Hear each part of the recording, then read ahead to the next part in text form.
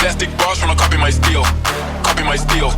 Face the fact that ain't no cap, I'm real. And welcome No cap, back I'm to real. Early Bird Special. I am Chris Burdick. With me, as always, my co-host Sparky, and it's time to wreck the waiver wire, baby. But at this point right now, there is a bigger task at hand for us. We are recording this on Tuesday, and this morning there was a major change in the NFL. Sparky, tell them what happened. Jets let go of Robert. Finally, I thought they were going to do it this offseason, but when you have Aaron Rodgers and a defensive-minded coach, I guess they thought, okay, well, let's give this guy 5 weeks. And it's been awkward every week, whether it was the Jets are 2-3, which surprisingly, a lot of good teams are 2-3, 49ers and a few more, but do you think it's a bit early, or do you think they could have done it maybe in the off season before the season started? Or do you think it was just kind of let this guy run the defense and let Rodgers do his thing on the offense and let it figure itself out? I think it was more that, but I just think the Jets are hitting the panic button. I think it is a little early. I think you should have let Robert at least fill out or finish out the season and see how it went. Because I don't think they were doing that bad. They don't get me wrong, they weren't excelling in any way, shape, or form. They weren't leading your guys' division at all, but they were still a contender. And when you have Aaron Rodgers on the team, I know. Obviously, Sunday was a mess of a game for the Jets, but realistically speaking, they were in London. I hate the London game. I think the London game is a waste a lot of the time. The game's never fun to watch. It's way too early for a lot of people on the West Coast.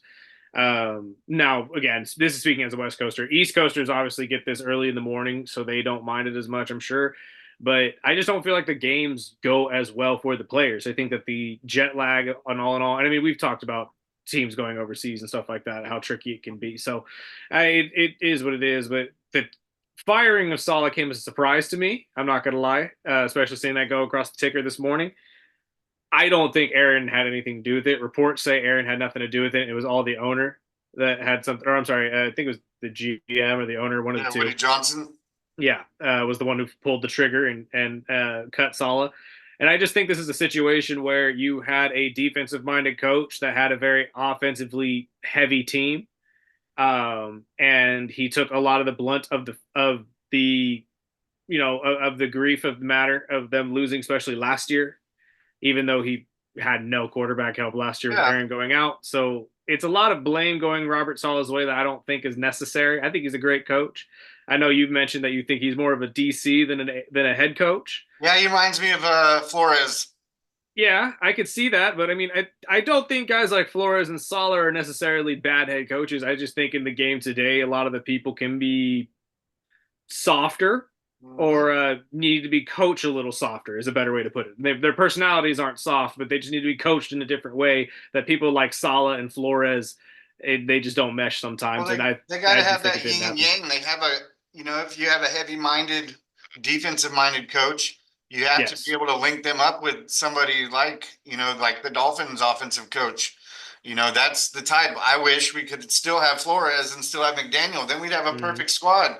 But you can't have them both. So only reason I wanted to bring it up on our Tuesday show is, lately the rumors have been Davante Adams wants out of Vegas, whether it was a fake injury this last week or they were just trying to keep him safe before the trade. But now, not only with the top two teams being the Jets and Saints, now with Carr gone or Carr injured for at least a week, and then the Jets coach gone. And what I heard on Rome, which you can take with a little salt, but it seemed like Rome's he had a Schefter on this morning and was thinking that the Jets are going to back out of that trade talk just because they don't want to engage in trading too much or not enough and going and getting Adams when a team's already breaking down. So that's fair, and it would be kind of poor timing as well, I feel. And I've heard this said around the way too, but their issues it's not wide receiver. They don't need another receiver. They need offensive line help. They need a lot of help in other areas. And trading for Davante Adams, although is pretty on paper, just doesn't fit what the Jets need to be successful, in my opinion, and it would just be a waste of draft capital at this point. So I have to agree. I think if any team makes a strong push for the Jet or for Devontae, it'll probably be the Saints, or maybe I've heard the Ravens name being thrown around, especially after God. Devontae's story last week on social media. Is that what And that was? A honestly, Raven? no, he posted a picture of Edgar Allan Poe, Okay, which that's right. That's right. obviously, Okay. for those of you who have read Edgar Allan Poe, very notorious with the Ravens, and it is the name of the Ravens mascot, I believe, is Edgar Allan. So it's Well, just that's it fits honestly, in my opinion, as well, because we all know the Baltimore Ravens, although have solid young receivers and Zay Jones and Bateman and stuff like that, it just they've always been kind of missing that big target for Lamar, and I think this could potentially be that big target for Lamar to potentially take that final step into an jeez. absolute Yes. MVP every year. So it could work out. The only issue is that we've seen in the receiver series now, and kind of how this is wrapped up as well. Devontae's got a little bit of a streak of being a diva, and I mean, I say that as like I'm not trying to attack the man whatsoever. Just kind of the characteristics are showing. Oh It's yeah. very James Harden like, and I'm just, I. I would rather see him over in Pittsburgh Mhm. personally. I just think Tomlin would not put up with that type of diva stuff, and I think he would be a better fit in Pittsburgh. That's fair. That's absolutely fair. And they also need receiver help over there in Pittsburgh right now, but we will see what we will see as the time goes on. But back into why we are doing this, the Tuesday Yes. Reckham, and I'm going to tell you, like I told you last week, if you didn't pick up Tucker Kraft from Green Bay, I tried to tell you. And the dude, I picked him up. I had a tight end out this week, which I Hmm. believe I had a couple of them out. So I picked up Kraft, and I believe in two leagues he had 29, and the other one I had 30. So I was happy with that pickup. So I believe we've been on fire the last couple of weeks. I know last week you were talking about Wendell from the Giants that went off again, and I didn't have the balls to start him this week. And I had 16 points just sitting there on my bench with double digits every damn week. I'm telling you, there are consistent players each week that are showing up in every single game, and it's that's the beauty of fantasy football is that there are great players that don't get a lot of points, and there are not so great players in the eyes of the media and and the fans that get great points. I mean, you look at Austin Eckler. He's one of my unfortunately this week he's one of my benches, but he's been a consistent force all week or every time he plays as well, getting 12 points as the backup running back for the Washington Commanders. So it's like there are situations that you can really put together to get a solid team. So let's start though. I know you just started with a tight end, so I'm going to go into my tight end real quick. My one tight end of the week is actually going to be a drop completely. Get this guy off of your roster, and actually surprised that 67% of rosters still have him on their roster. But it's Dalton Schultz of the Houston Texans. As a fan of Dalton Schultz when he was a Cowboy, he showed flashes of being a really great tight end number one. This year, however, he's really overshadowed by that amazing wide receiver room in Houston. And for some reason, CJ just seems to want to get to the ball to those receivers more than he does want to get to Dalton. Dalton has had an increase in targets in the last couple of weeks. However, the points have gone nowhere, which means he's not one of those receivers that's really going to break away or get you those big points and big plays. So you'd be better off with a different tight end like Tucker Kraft if you're lucky enough in one of your leagues to have him still available to pick up. I saw Tucker was at 1% last week, and now he's up to 37% just a week. My question is going back to Schultz, with Nico being week to week, do you think that would be more spread out with the receivers, like you were saying? Absolutely. I mean, again, injuries create opportunities, as I understand, and it is, in a good way. Not trying to say that as a bad way, but Dalton will get targets. He's always going to get at least 4 to 5 to 6 targets a game. But the issue here is much like Dalton Kincaid, like we mentioned a couple weeks ago, great tight ends, both across the board, very consistent, very, third and short distances. You're going to want to get the ball to these guys because they're sure-handed and they're going to get you there. But if they're not scoring touchdowns, they're not getting you points in fantasy, which makes them a liability. And unfortunately, right now with the tight end position being so thin, especially in the last couple of years, you don't get a lot of points from these guys, and you need points to come through. Yes. Well, I'll go back to quarterback. this week, if you have Mahomes or, a couple guys that are be on a bye week this week, I know bye started last week. One of my teams, I had to not drop, but I had to bench Jalen. And it wasn't a good week because I picked up Sam Darnold thinking, oh, yeah, this will be great. No, it was Again, man, horrible. stay away from those overseas games in fantasy football. Yes. It does not work out for you. I promise. But It does this not. week, this quarterback is rostered 18%. And after throwing 500 yards last week, I'm going to go with Kirk Cousins as the pickup of the week at quarterback, not only because he threw 500 yards last week, but he's getting in his groove. And he's playing in Carolina this week. So you couldn't be handed a better quarterback with your quarterbacks on a bye. So that's who I'm going with at quarterback. What say you? God willing that is not a trap game for the for the Atlanta Falcons this weekend. I swear to God, if we lose to the Carolina Panthers. The only quarterback that I have mentioned this week, and we've kind of mentioned him already, is Derek Carr. He's a sit for me at this point. Obviously, with the injury, he'll be out at least a week, I believe. But even when he's coming back, we've noticed the last couple of weeks, at least, he's really cooled down from the really hot hand that they had in the first 2 weeks. Does this mean that he will not bounce back? No, he will continue to be Derek Carr, I promise you. And he has a notorious history of being a great second half player in the season. It does not throw a lot of interceptions in the second half, and he likes to lead his team in late in games. I say keep him on your roster if you have a good quarterback and you just need somebody to back him up. He's still a solid pickup for you, but if you're looking for somebody to actually come through and put up a lot of points for you at quarterback, I think it's maybe time to move on from Derek if you picked him up early. And then over at running back, I got two. One of them is a sleeper, which I'll just throw out. Dolphins running back rookie Jalen Wright.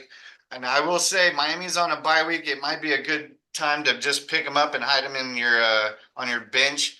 A-Chain left the game last week with the injury, with a concussion, and his knee is also bugging him. I wouldn't be surprised if he sits out one more week after the bye, which they are playing the Colts after the bye week. And I will say him and Mostert together is a much better combine or a duo than what A-Chain and Jalen, because both of them kind of are quick running backs that run through the center. Mostert runs mean. He runs angry. And I could just see the potential with Jalen this last week. Yeah, it was New England. But like I said, Mostert was back with fresh legs after having 3 weeks off. And Jalen is young and he's quick.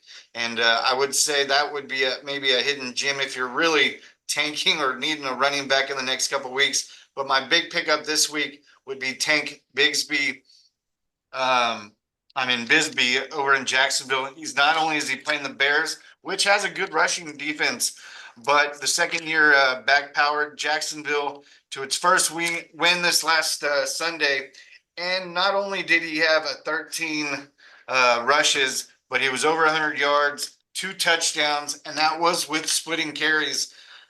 Running backs are always hard to get after, week 4, week 5, unless an injury goes down or the offense is just not running well and they start kind of tinkering with the depth. I like this guy. I liked what I've seen the last 2 weeks. So if you're running back hungry and you need it, I would say Bigsby is the guy this week. He's one I've seen a lot, and I've heard there's possibility that Tank could take over as the starting running back in Jacksonville over Travis, which is shocking to me because Travis, I drafted Travis, and he's actually doing pretty solidly. I think he's 12th in running back points, so that's actually pretty shocking to me. Although I have not been able to watch a lot of Jacksonville games because they have been losing a lot, it hasn't really given me a reason to go and watch Trevor and the guys try to win down there in Florida. I have a couple running backs to look at this week. 2 that you should potentially pick up. 1 to sit this week. When I already mentioned earlier, Austin Eckler is my sit this week, although a very, very consistent running back in fantasy football, as he always is, absolutely averaging about, I think, 12 to 13 points a game in most leagues. but he's going against a really, really tough run defense this week in the Baltimore Ravens. And he's one of those running backs that gets a lot of his touches through the air. And with the speedy linebackers that Baltimore has, it's going to be really tough to get him the ball quickly. And I genuinely think this is going to be the game that Jaden Daniels really kind of struggles for the first time as a rookie, and rightfully so, because the Baltimore Ravens look like they could potentially be the best team in the NFL, if not the best defense in the NFL. So we'll see how that goes. My first sure pickup of the week, if you're lucky enough to get him, this one's probably the highest percentage that I've told you to look into so far this season, but it is still kind of low enough that you may be lucky enough to get this guy. But I know the Bengals have been struggling all year long, haven't been able to put it together. However, they have a little sneaky player on that team, and it's Chase Brown, the running back. Now, Chase hasn't really, or has become the number one running back, in my opinion, the last couple of weeks for the Bengals, has shown flashes of being really great. And not to mention, he's taking on the Giants this week, number 13 against running backs. Now, I think that's a little tricky it's a tricky number to go into. When you're in that mid-grade for defensive numbering, it could go really good or it could go really bad. I personally believe the Giants aren't as good as that number percent or shows them to be, which means if you are somebody who desperately needs a running back right now, I think Chase Brown could potentially be that guy to at least be your RB2 that could get you that, or maybe your flex running back. And my last one is my first surprise of the week. This guy, I've kind of kept my eye on last couple of weeks with how much this run game has struggled in the first couple weeks, but Roschon Johnson in Chicago. Okay, he's the backup running back for Chicago behind DeAndre Swift. 2% of rosters have him right now. Now, why I tell you to keep an eye on this kid? DeAndre does still take the bulk of the litter, especially in the open field. However, this kid has gotten 3 touchdowns in the last 2 weeks for Chicago, and has had an increase in red zone touches for the past couple weeks.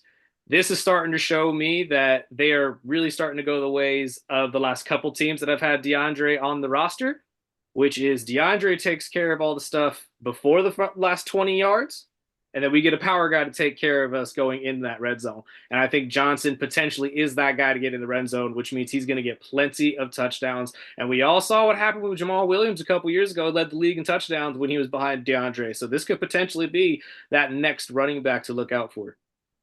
Well, then receiver-wise, Allen Lazard, I've been off and on with this guy. I had him on my team, deep draft pick. But the more I've watched the Jets, whether they lose or win, every time in the red zone, it's Lazard. Rodgers is always looking for him. I believe he is third most with the touchdown catches and leads the league in red zone targets. And he's had a touchdown every week of the season. And, I haven't had the balls to start him. And this week I have a couple bye weeks. I picked up Aaron Rodgers just to kind of hide him on the bench because I knew Mahomes was going to be out this week. I didn't know that they were going to fire their damn head coach. And which I will throw out now, as a Dolphin fan, I've been there several times when we fire a coach mid-season. And for some reason, whether it's the interim coach and the team backing their interim coach, but teams usually come out hungrier and meaner the week of they're firing their head coach. And they are playing the Bills on Monday night. So it is a division game on top of that. So I'm going to say Lazard gets his targets. If you're needing a receiver, I would say Lazard. And I know what you're going to say with what receiver you're looking at, because last night he went off. So go ahead, do your thing. So I have 2 receivers actually to look at who both went off this week, so that is fair. Number 1, and I'm going to say shame on everybody right now who has not picked up this guy already for the past 3 to 4 weeks. Darnell Mooney, if you were in a league that in these 70% of rosters that don't have this guy rostered on your team and you need a receiver, you need to be picking this guy up. He's the most consistent threat for Kirk Cousins in the past couple of weeks. Hear me out on this. So last game, I'll say this last. The games before that, the last 3 before, he had 7 targets, 8 targets, and 6 targets. Thursday night against Tampa Bay, 16 targets. 16, 9 catches, over 100 yards, 2 touchdowns. He has absolutely solidified himself in this Atlanta offense as a huge threat. And personally, if you haven't picked this guy up and you need a receiver, I don't know what the hell you're doing. And then the other one that Sparky's alluding to that we saw last night go off, Juju Smith-Schuster is back, in my opinion. Now, here's my reasoning for this. Juju has past chemistry already with this team. He knows how this offense works. He's going to come into this essentially just more mature. I feel like he's obviously went to New England, played with Bill for a year, had terrible times down there as well. I mean, he just didn't fit their scheme at all. That's why it didn't really make sense to me that why he signed there in the first place. However, he's back with the Chiefs. The Chiefs desperately need a receiver with Rice going down for the entire season. They'll be lucky to get him at the playoffs because, I mean, let's be honest, he's got the legal issues too. So let's not expect him to come back at all, which means those targets that went to Rice are going to be spread across the field to not only Worthy and Kelsey, but also to Juju. And to be honest, I've heard his name across the board, even by Peyton Manning himself, that he expects him to come back and have a huge uplift to this team. So if you have a chance to pick up Juju Smith-Schuster right now, pick him up while you can. Now, granted, he's on a bye this week, as Sparky said, with the Chiefs being on a bye, but he will still be a huge asset to you going down the line, in my opinion. What do you think he gets more than because I also saw last night that they started mixing Hardman in. And see, I have Worthy in a couple leagues, and I haven't started him since week 1. So if you have Worthy, start him now. If you have Worthy, start him now. He's going to be the number one guy, in my opinion, at the wide receiver. I think Juju comes in as the more the block heavy for sure. He's a great blocking receiver and just that guy that you need, the big body. Now, the pick last night, I know they like to blame that on receivers. That was not Juju's fault. That was a great play by the defense. He absolutely tied up Juju's hands, and that ball came out perfectly, and it just so happened to land right in the hands of a defensive lineman who apparently used to be a running back, because if you watch that boy run, that was absolutely ridiculous. And somehow his brother is the backup dancer for Taylor Swift. There was a whole story about this I'm not going to get into. However, the wide receiver room in Kansas City is very interesting right now. Nicole Hardman is a great receiver. He's one of those speedy threats that's always going to be there, although he has a history with drop passes, and I don't know exactly how much that has been rectified, so we will see that going forward.